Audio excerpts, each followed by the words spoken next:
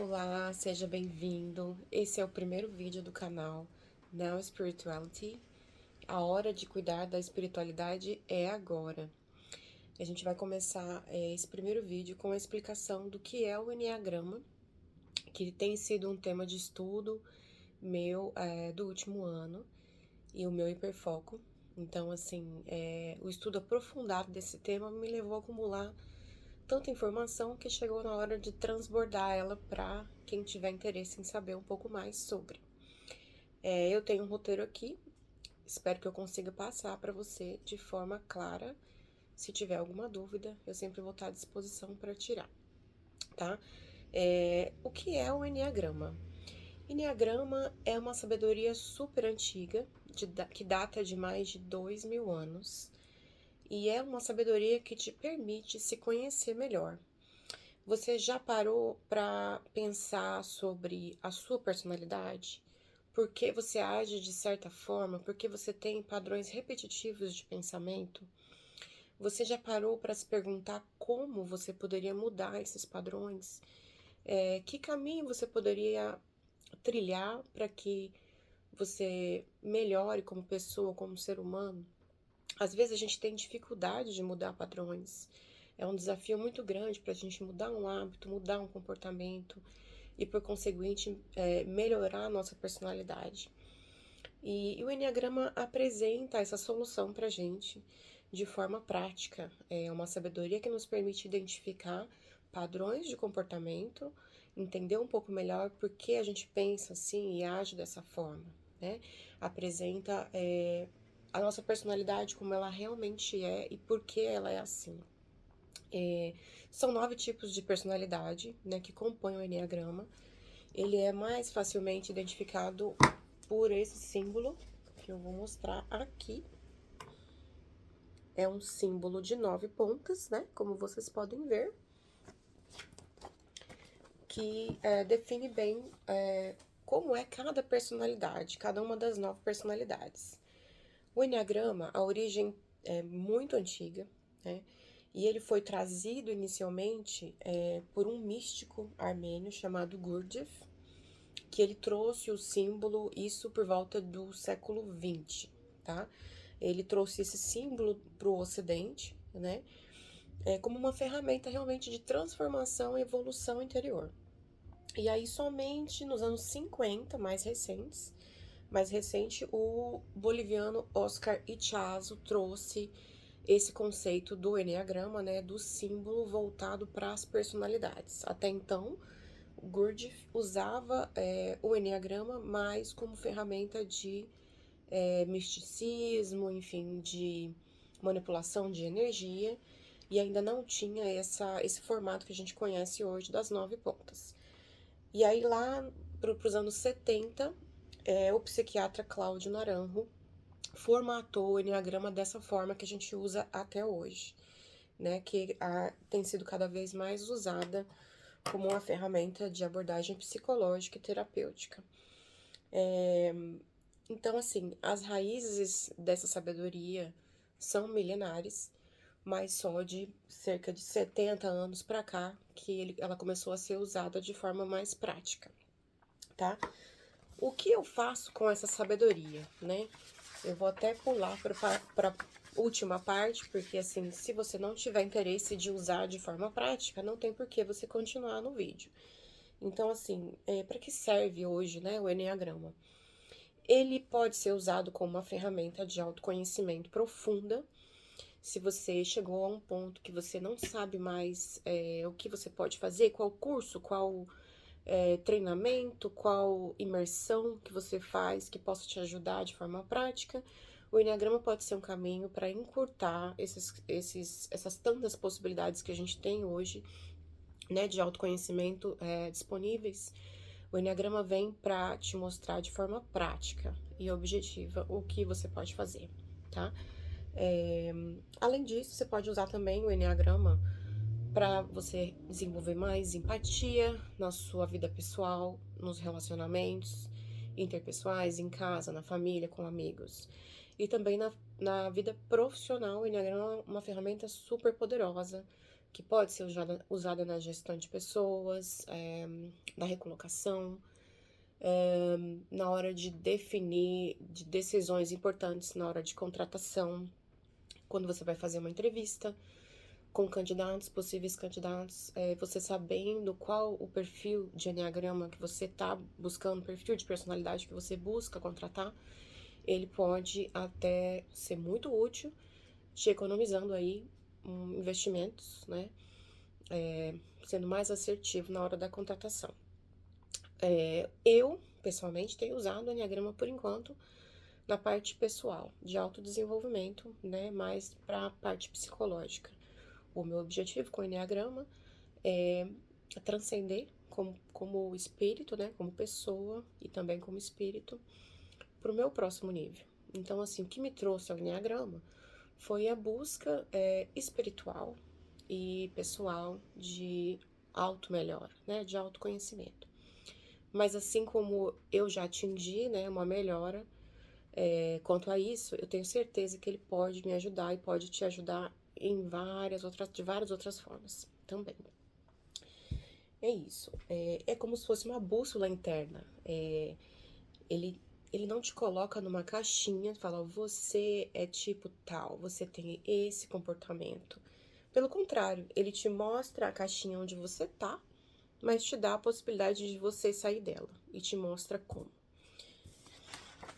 Então vamos lá, eu vou tentar passar os 9 tipos de uma forma objetiva, claro, que fica difícil passar num vídeo só. E aí a gente vai evoluindo à medida do possível. Cada tipo, nós temos assim características de todos os 9 tipos, mas a personalidade, ela fica fixa na vida toda num tipo só. Mas você pode aí se identificar com mais de um tipo, tá? Então, o tipo 1 do enneagrama é o reformador, né? Tem algumas frentes de estudos que dão nomes, né, para cada tipo. Então, o tipo 1 seria o reformador. É aquela pessoa, a personalidade que ela busca fazer tudo corretamente, que ela tem uma exigência muito grande em relação à perfeição. Ela pode ser dura e exigente consigo mesma e com os outros também. Ela valoriza demais a ética, a ordem, a perfeição e, assim, acaba colocando essa necessidade, essa expectativa, né, de tudo correto na vida dela em todas as áreas da vida. Ela pode sofrer um pouco com autocobranças em excesso, né? A necessidade de ser perfeito o tempo todo traz uma carga emocional muito grande.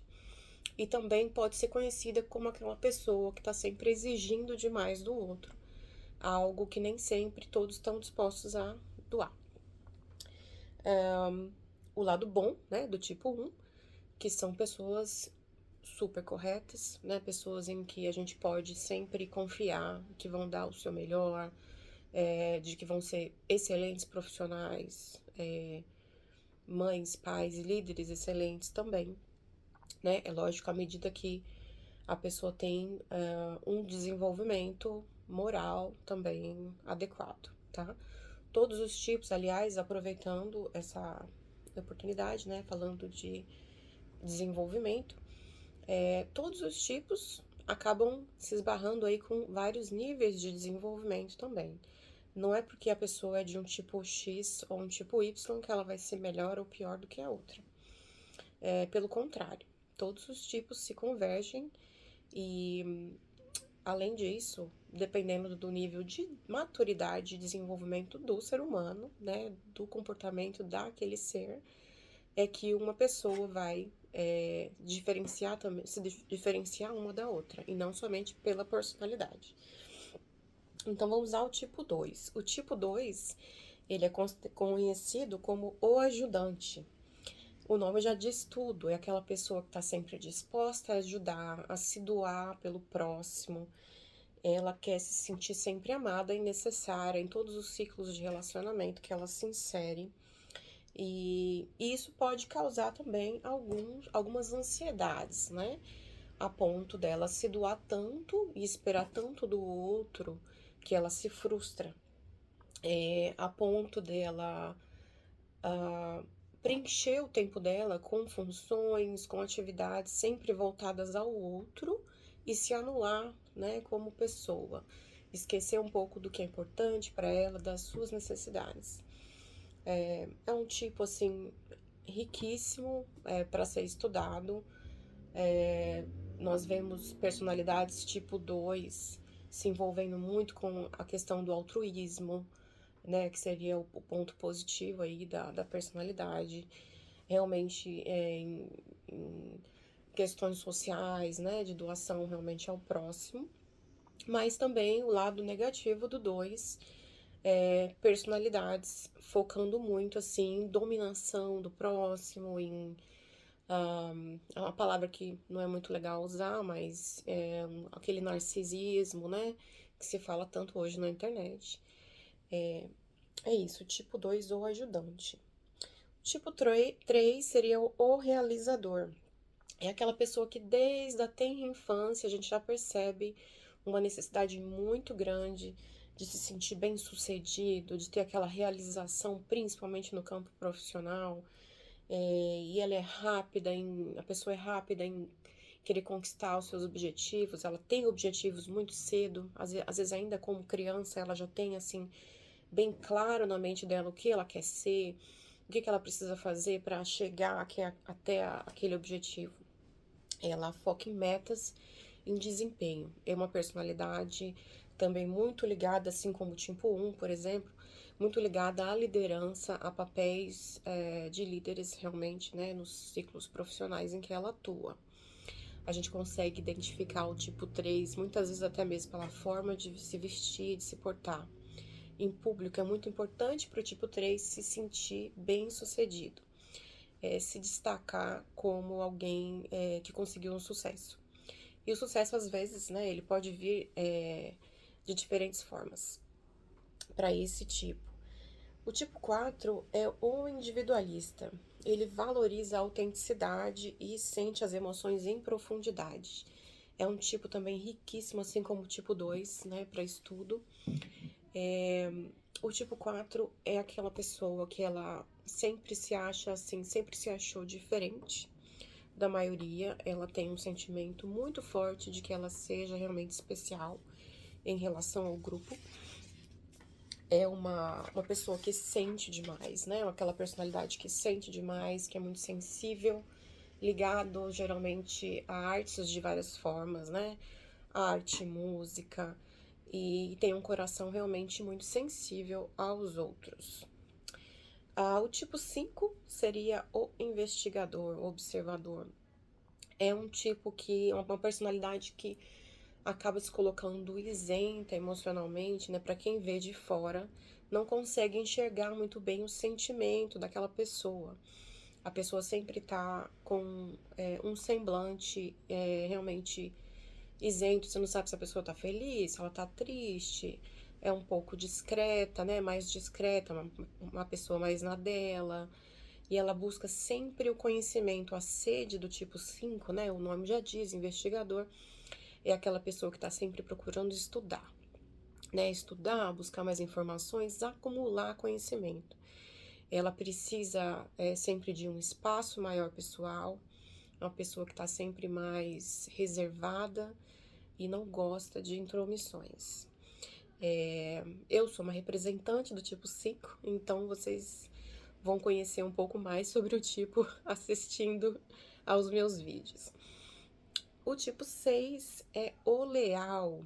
O tipo C de personalidade é aquela pessoa cautelosa, que zela muito pela segurança, pelo conforto. Muitas vezes o conforto material também. Ela também confia nas pessoas do seu ciclo. Ela precisa ter um sistema de apoio, de confiança ali, familiar. Ela procura geralmente profissões também ligadas a isso, né? São pessoas geralmente que inspiram muito confiança também. É aquele amigo, aquele familiar que todo mundo procura, às vezes, para um conselho e sabe ouvir, porque sabe que ali vai ter uma sabedoria, né, para ser passada. E esse é o tipo 6. Muitos são tipo 6, né?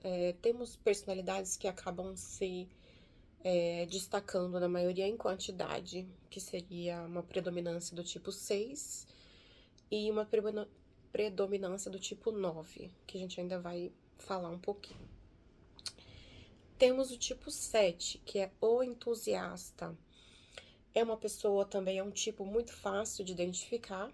O tipo 7 é aquela pessoa que tá sempre assim, extrovertida, alto astral, disposta a fazer uma piadinha.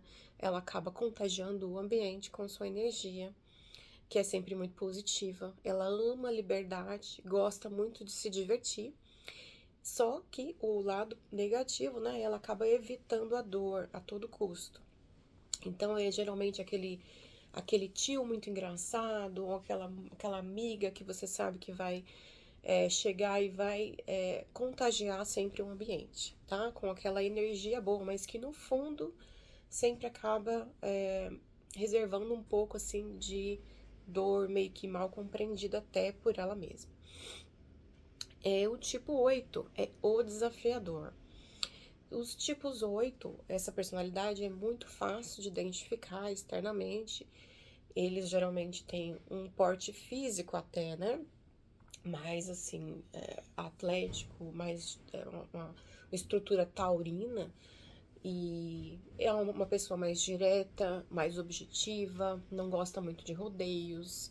Você consegue ver na expressão corporal, na expressão também pessoal, uma necessidade de proteger, de liderar, é um perfil também de liderança, assim como o 1 e como o 3.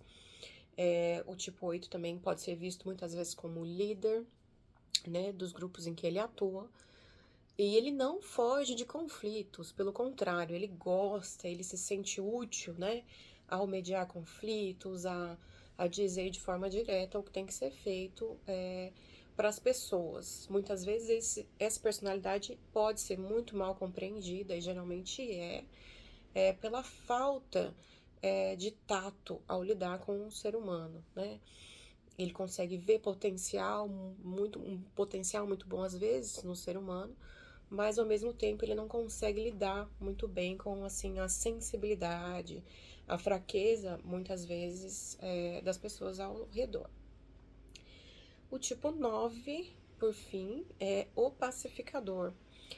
É aquela pessoa que ela só quer paz, só quer conforto, ela evita qualquer confronto e acaba se adaptando muitas vezes às pessoas com que ela convive mais, adaptando as situações para fugir de situações desagradáveis.